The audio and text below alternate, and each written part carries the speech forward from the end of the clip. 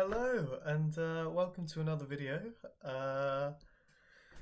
Thought I'd might as well strike while the iron's hot and get another one out there while I've got a bit of something somewhere inside. And yeah, just been had a really wonderful weekend and just wanna try and continue the routine and get into it while I can. So without further ado, today I just wanted to talk a little bit more about I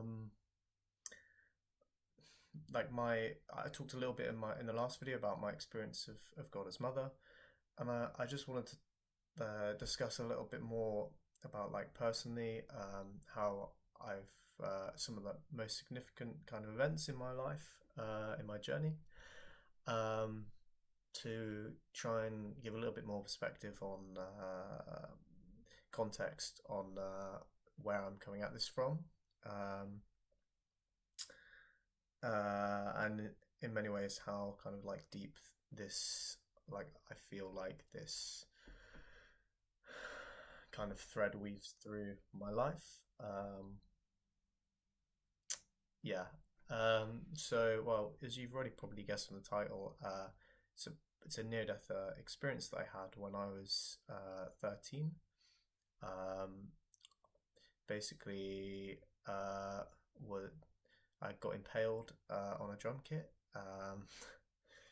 which is pretty ridiculous. But basically, it was just stretching out to kind of put something on the shelf, and just over the drum kit. Drum kit's kind of beneath the shelves, and I stand on the swivelly stool that you sit on when you're playing the drums, and of course it swivels, and so there's no balance with that.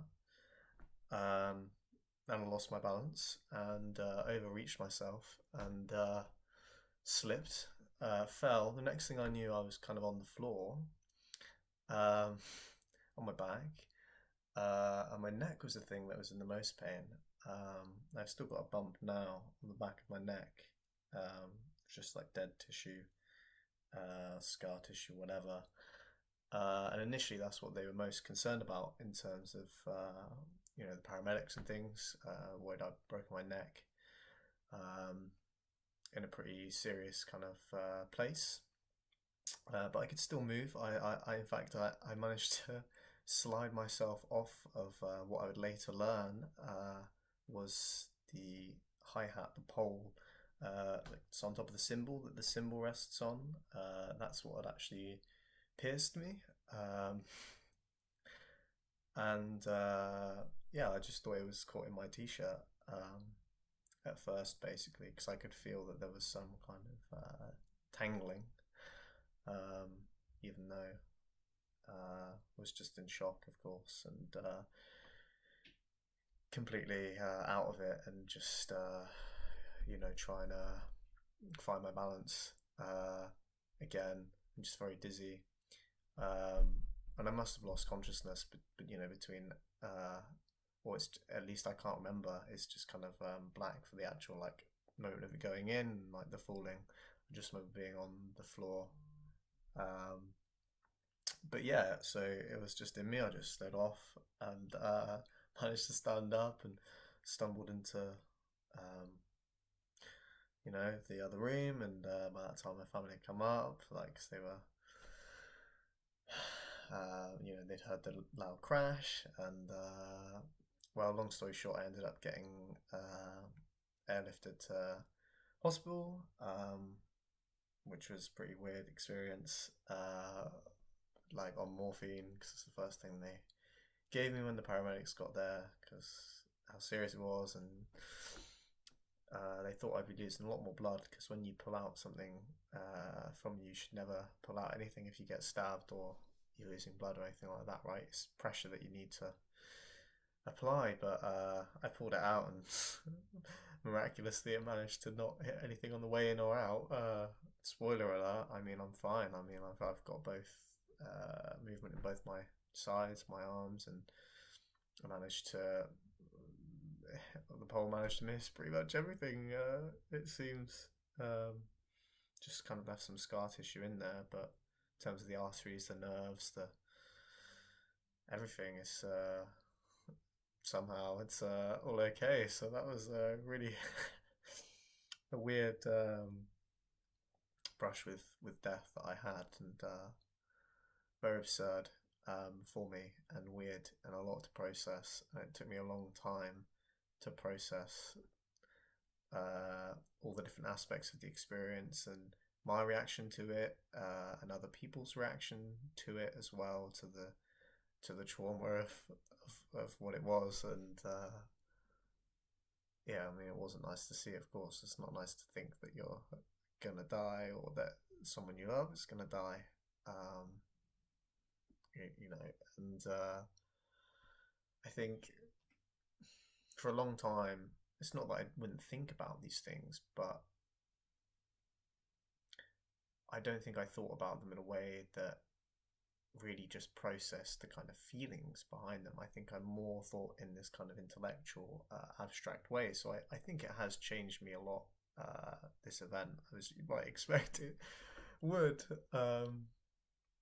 But I mean, yeah, of course, I feel like I was sent, back, given a second chance, all these kind of things, and then you just, that then shapes your life and your drive. And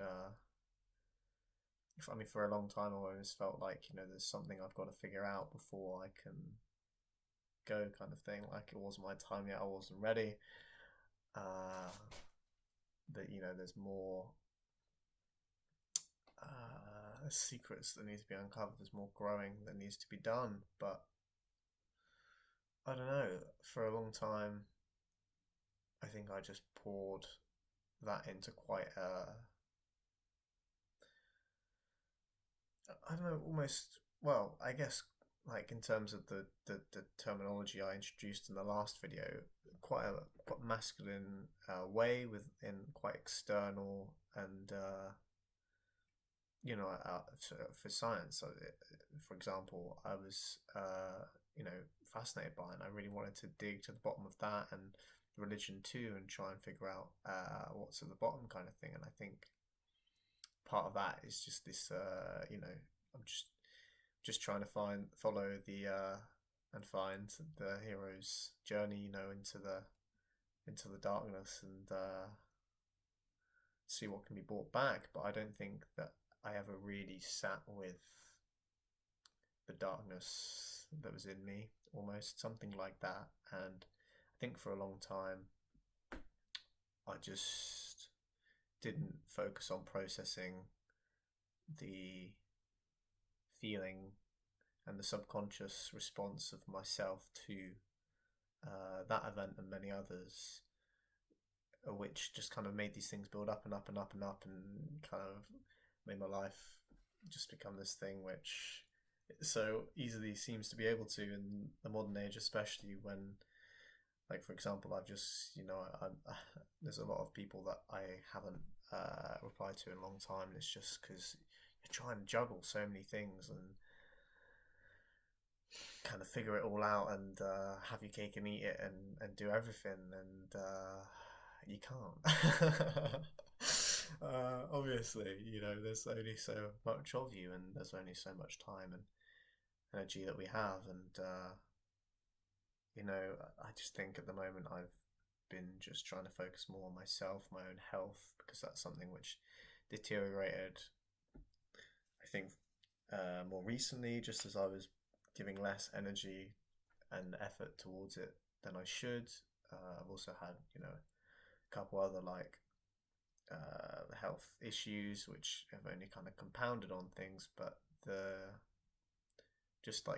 feeling of disconnection in my body in response to the trauma, I think has kind of been the root of it for me, which I've tried to tackle, and through therapy, and my amazing, wonderful guides, I have, I think I'm moving towards a place where I'm more connected with myself as a whole, and not just kind of retreated into my own head, in a way that I almost had to do as a kind of, even immediately, in terms of just during the accident, when I'm on morphine, morphine, you just feel very kind of disconnected from your body in a sense. It's like a body high. It's just feel like numb kind of thing. That's why you can't feel the pain. Um, I mean, the science of that in itself is fascinating, by the way, and how it probably relates to the way in which it basically like stops. It's really interesting the receptors that it like blocks anesthetics.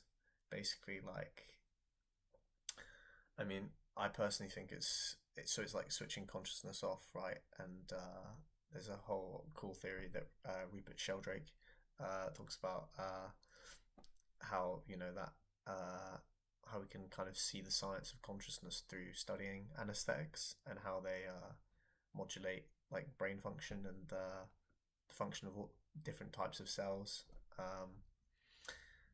But yeah, I mean, long story short, there's a disconnect that comes with that, and I'm sure many people that have experienced traumatic things in some sense, they can feel a kind of disconnection with themselves in response to that, in a way as like how we put barriers up between us and other people, and masks that we use for other people too, to try and avoid pain as a way of kind of detaching from the pain.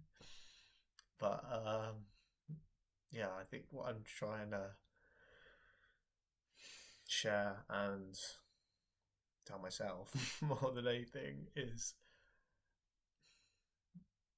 to face the pain. And I think that it's a balance. There's too much of that, and there's an element of myself too, which can take that on in a negative way and kind of almost try and take the burdens of the whole world uh, on you as a way of dealing with and justifying the reason why you're not doing more simple things to look after yourself. I think that's a tendency that people from all across the political spectrum, different religions and backgrounds and whatever, I think that's something which we all have to varying degrees a tendency towards. To avoid the work that we know needs doing, just procrastination and just not facing the things that we know.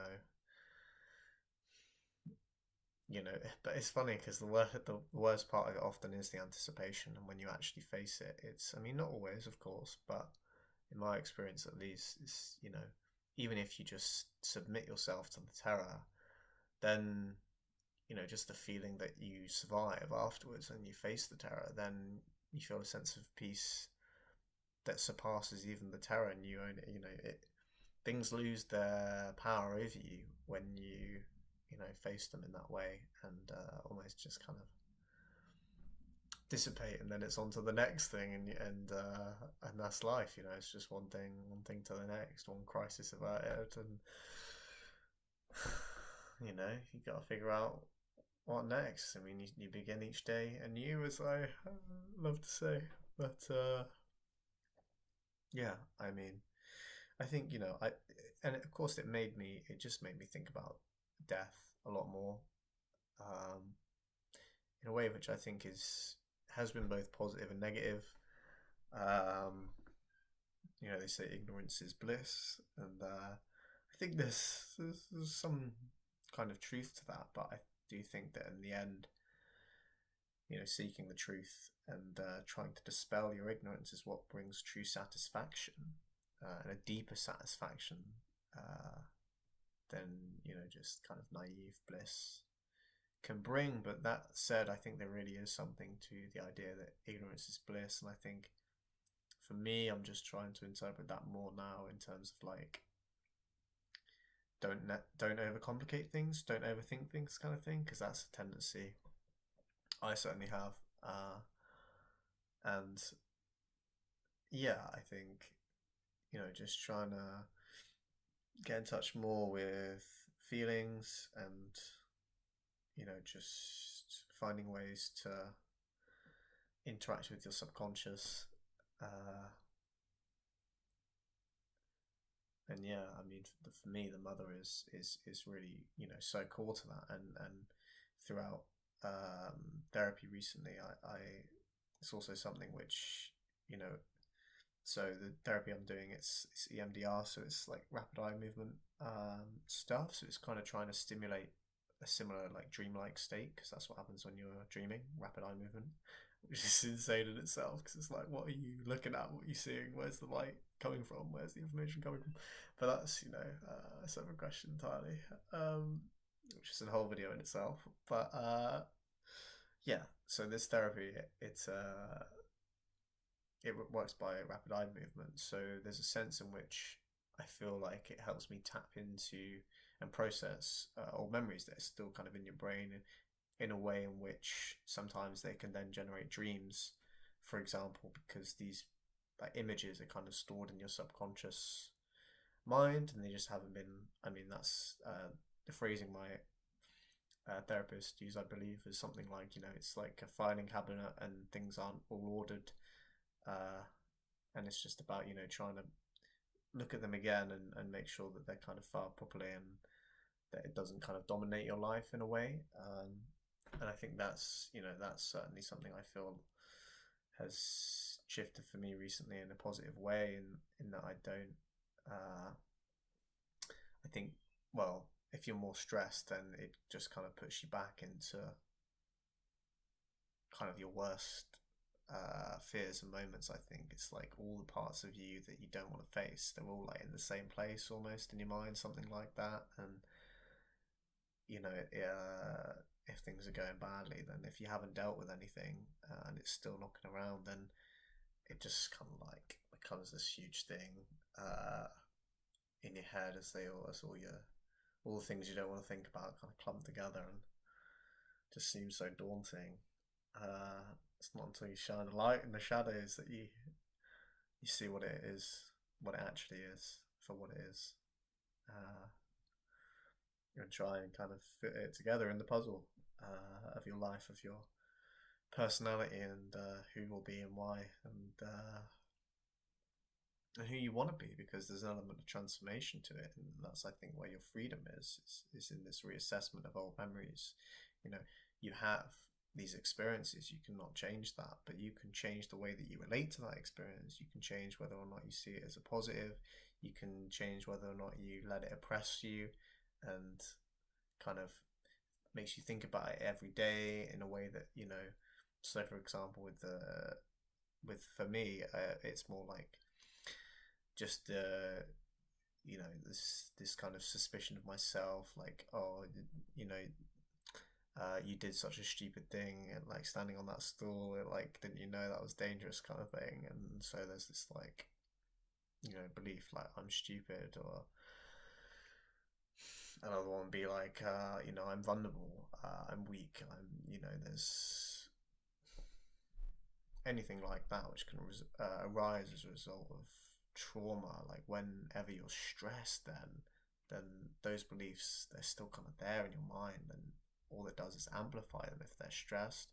So in that way, again, like stress, just like pain, can be a friend in if you listen to it and use it to, see what it's amplifying, and it can show you the parts of yourself that why am I getting stressed? Why is this such a problem for me? Why can't I, why is this giving me these emotions? When have I felt these emotions before?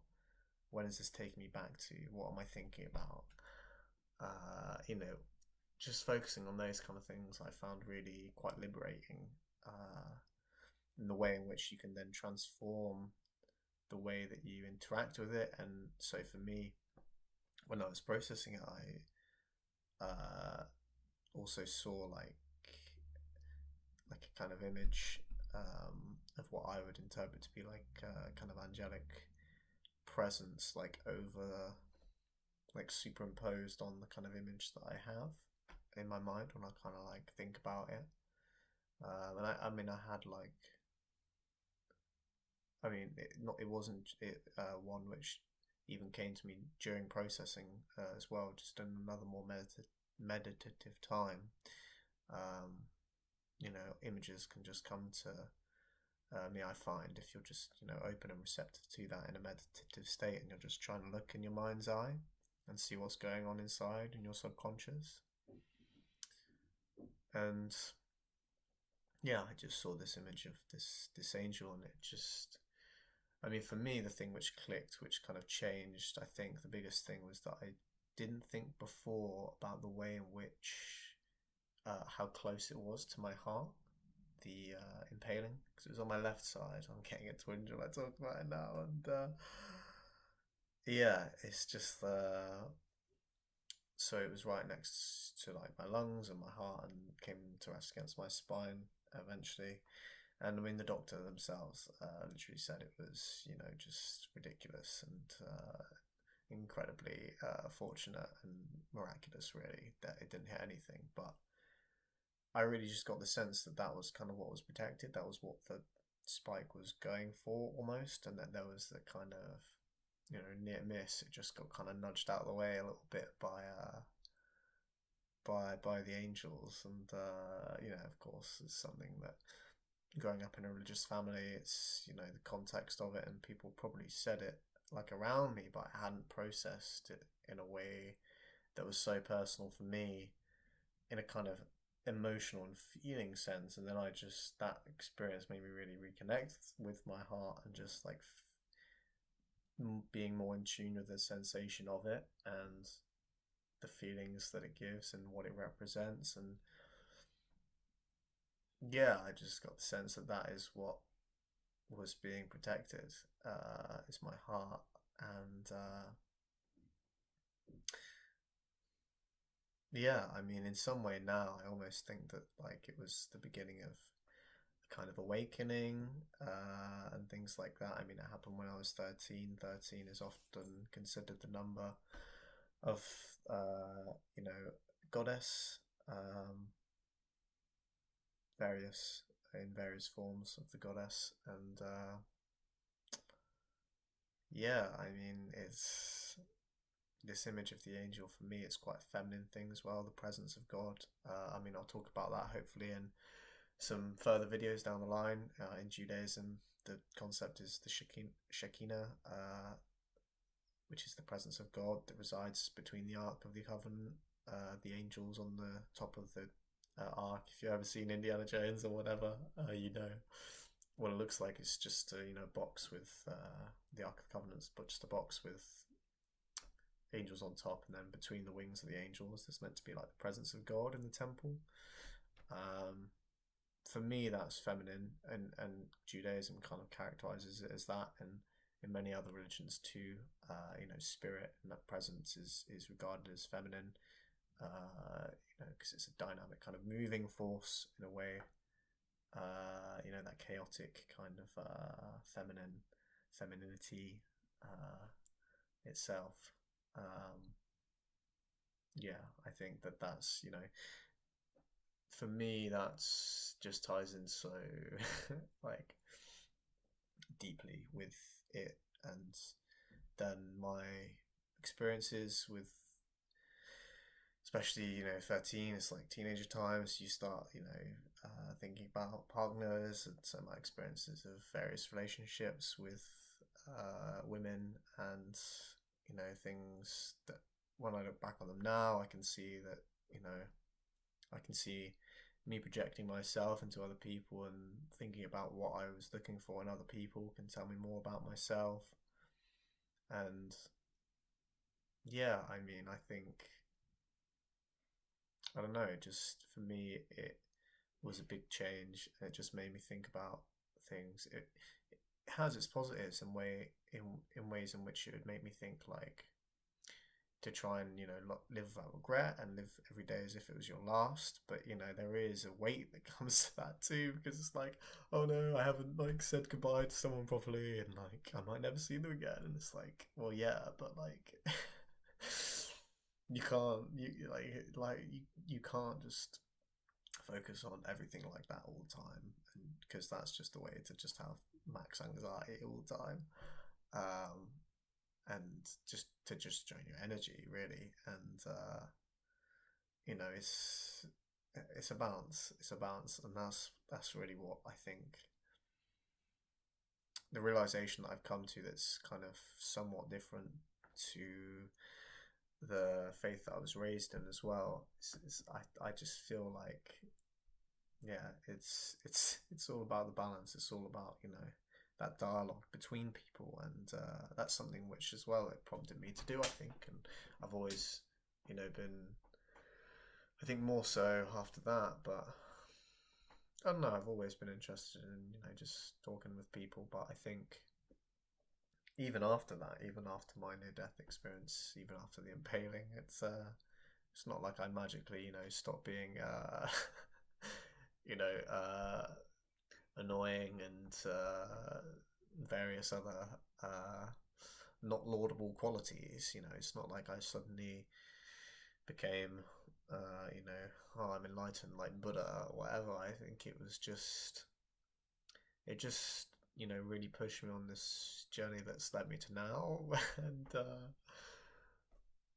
yeah, I think now I try more to listen and try and kind of understand the emotion and feeling behind people's beliefs, because for a long time I just kind of absorbed myself with trying to kind of understand everything on a kind of conceptual and thought based level. And that again goes to like retreating into my own head, like just trying to gather all the information I can and kind of synthesize it into this big thing. And that's kind of what my dissertation kind of was the conclusion of, I think, for me, because it kind of reached this point of like, okay, so this is like a way of seeing all the different disciplines that make sense in my head, and like this is how I can interpret aliens in the context of science, and this is how I can interpret them in the context of religion, for example, or anything, like any aspect of just crazy phenomenon. The multiverse, how does that fit in? Quantum mechanics, what does it mean, and what does it mean for religion, for science? Once I've kind of got, the worldview I now hold, in a way in my head where I was like, this makes enough sense. But then still, then I was like, oh, but that's it. Like, I know I'm still alive and I keep going, kind of thing. And in some ways, that was kind of the hardest bit, was like getting to, because it felt like, you've been sent back to do something, to figure something out. And then once I kind of got it in a way that was like, now the world makes more sense to me than it did before when I just had like so many questions. Now, then it's just been like, once you kind of come to that place, it's like, what now? What now? Like, what's the purpose now? And I don't know. Now I'm just trying to just be and just like just stop like trying to work towards the final goal of like figuring it all out, but just enjoying the journey, the process, and like slow realization I've been coming to, aided through no small part by the wonderful friends that I've been blessed with in my life, who have shared their wisdom with me, and I'm so grateful to each and every one of them. But yeah, you know, for me, it's just meant like slowing down in some way as well. And yeah, just focusing on my physical health more. Yeah, I mean, I think that's, the most significant way in which, it just feels like this kind of arc for me. Like,